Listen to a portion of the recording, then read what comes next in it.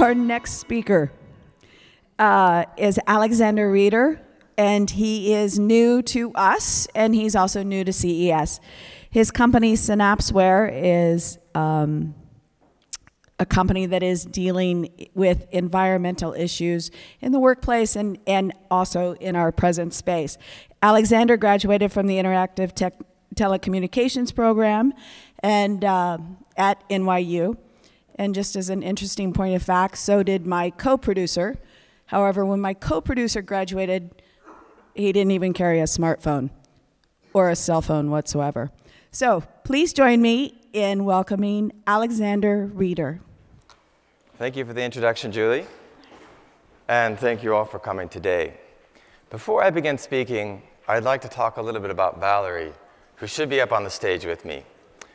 This fall, she was diagnosed with cancer, leukemia specifically, and is currently undergoing chemotherapy while waiting for a stem cell donor match.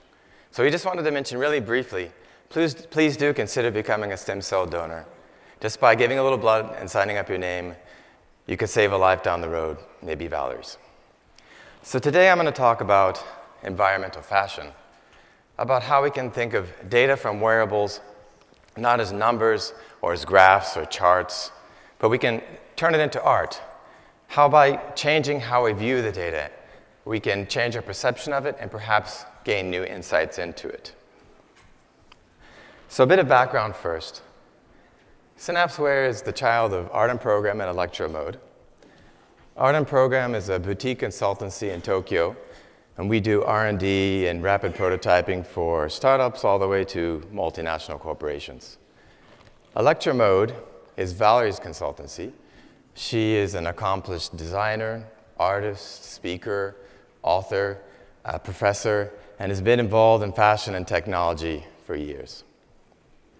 So I'd like to introduce SynapseWear with this video.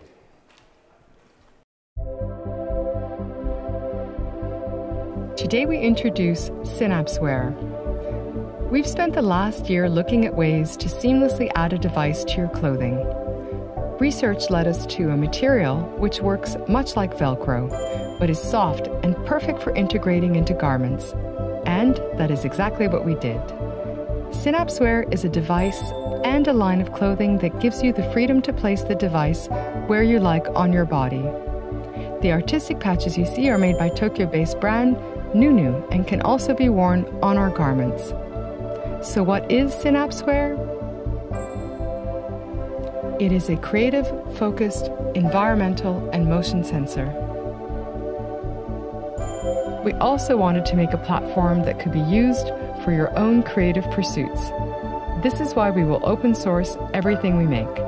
Whether for live performances or everyday fun, we hope you will support us and make SynapseWear a reality. Thank you.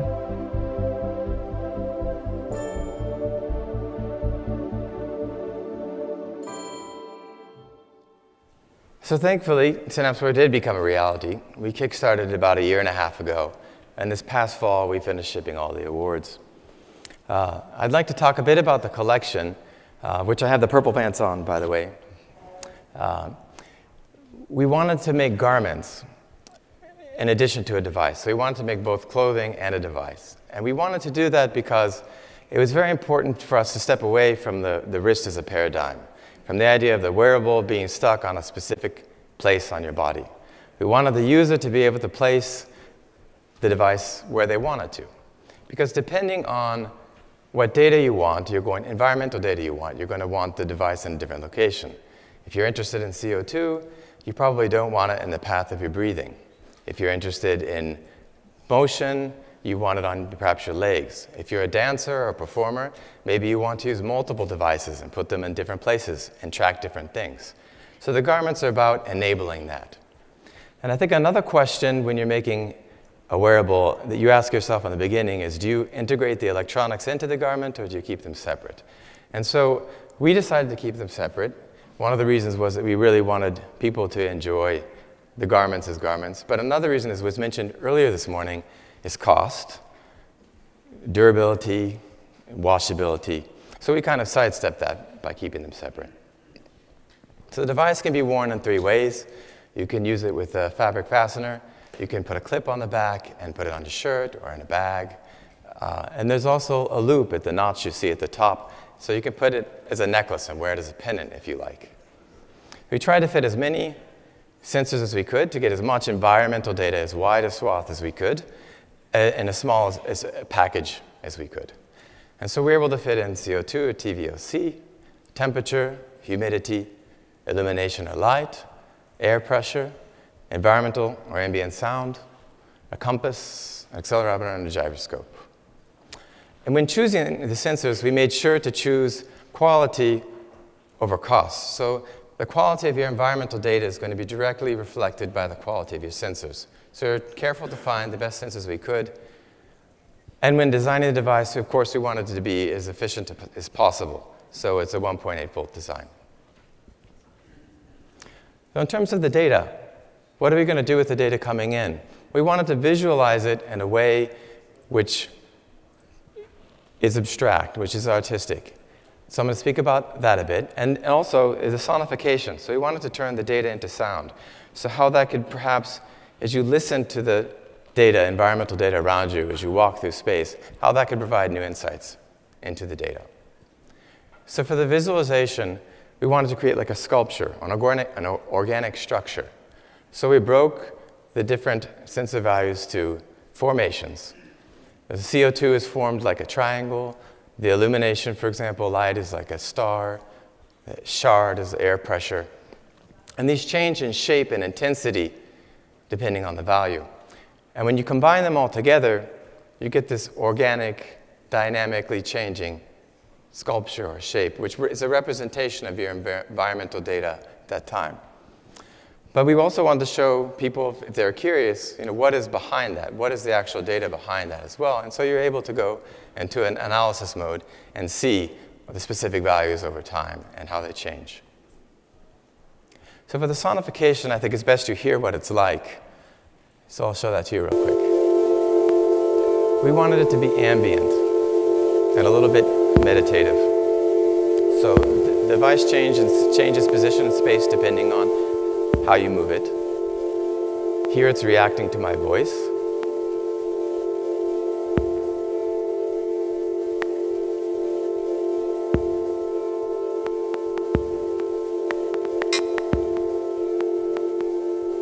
You hear that's coming in. That's a change in light.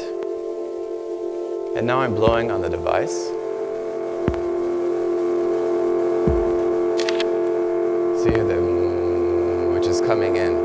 It's reacting to the CO2 in my breath. And that will increase in intensity and urgency if it's a higher value, or a value you should be more aware of. You're also able to send this data via OSC to max MSP if you want to use it in a visualization, or you can send it to a server if you want to process it later. Obviously, the first time you see this, you're not going to know what the formations are. So if you zoom into each of the formations, it shows you what it is, what its value is in real time.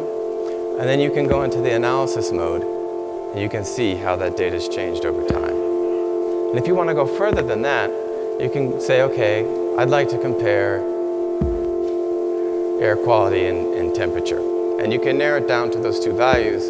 Okay, is CO2 going up? Is there a spike because the temperature's gone up or because the value's actually gone up? And so you can look into that and research yourself into the correlation between the data. But we hope, if you're holding your smartphone walking down the street, I hope you're not doing, you're not going to be looking at this as you're walking down the street. But you could have your headphones in and you could be listening to this sonification. And perhaps by doing that, you could hear the change in air quality as you pass a certain area or as you get onto the subway. And it can make you aware of your space in ways that you wouldn't have been before. So this is a window, this is a 30-minute period when I was headed back to where I was staying in Brooklyn from Midtown. So trip from Midtown to Brooklyn. The white line you see, it starts out quite low. That's air quality. It's in the middle range as I go down to the subway station, and then it's pretty high while I'm in the car. The blue line is environmental sound, so outside it's not too loud, but it's pretty loud the entire trip. The purple line towards the top, you can see the movement of the train underground as it goes up over the Brooklyn Bridge and into Brooklyn. And the yellow line is light. So you can see a big spike on the right.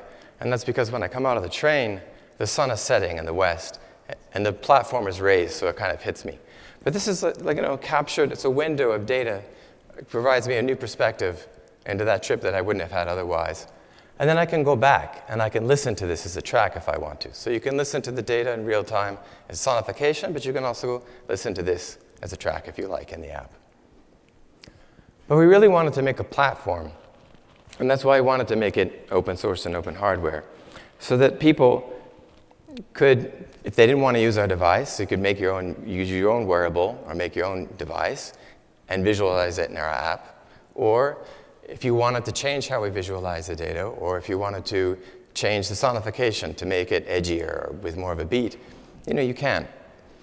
I think privacy was very important to us as well. So we don't track your coordinates. You can look at the source and see that we're not doing so. You can see that we're not taking any data of your data and siphoning it off to ourselves as well. And data ownership, I think, is very important now, particularly with wearables, because these are on our body and have very useful data to us. It's as easy as possible to get this data off the device, out of the app, and into your own hands so you can use it and analyze it yourself. So we do that. I'd like to make a brief shout out to the team. So besides Valerie and I, there are about 20 people who have been involved in making this a reality. So thank you. And I'd like to thank you all for your time today. I hope you enjoy the rest of CES.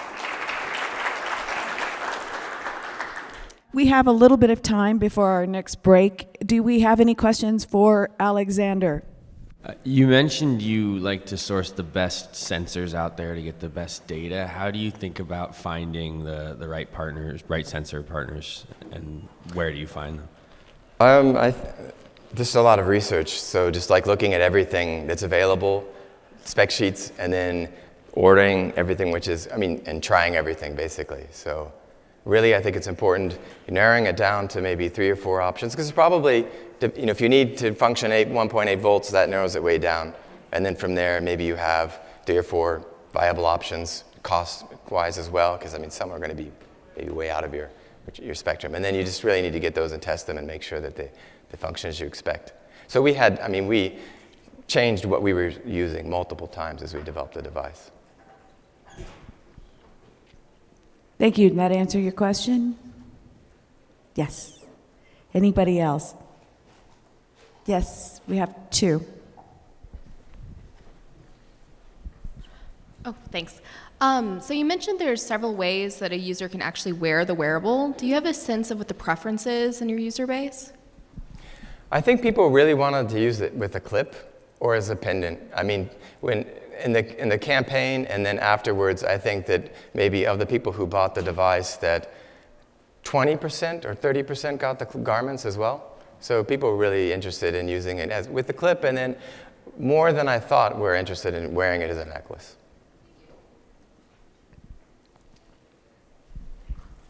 So it seems kind of big, I suppose. Are there any issues with how heavy it is and how it might swing for activewear?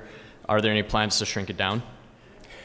So the photos that you saw in the beginning were the original device, which is about twice as thick as how it ended up. So I'm wearing it now, but it's this size. It's less than 1 centimeter thick. So it's not super small, but the form factor is such that the fabric fastener has a large area in which it connects to the garment, and it's thin, so it doesn't really come off. The first version did, so that's why we made it thinner. It'd be great to make it smaller, but I think we've hit the limit. We either need to remove sensors or make the battery smaller in order to make the device smaller. Hello, Alexander. I'm from Breath Balance. I'm become restless from your features on your application. All that kind of lines make me restless. Is that what you wanted? I'm sorry, that all the lines do what? Make you restless when you look at it. Restless? Restless. Restless. Makes you restless when you look at the timelines. Yeah. Breathless. So it makes you anxious to look at? Yeah? Just the timelines? Yeah.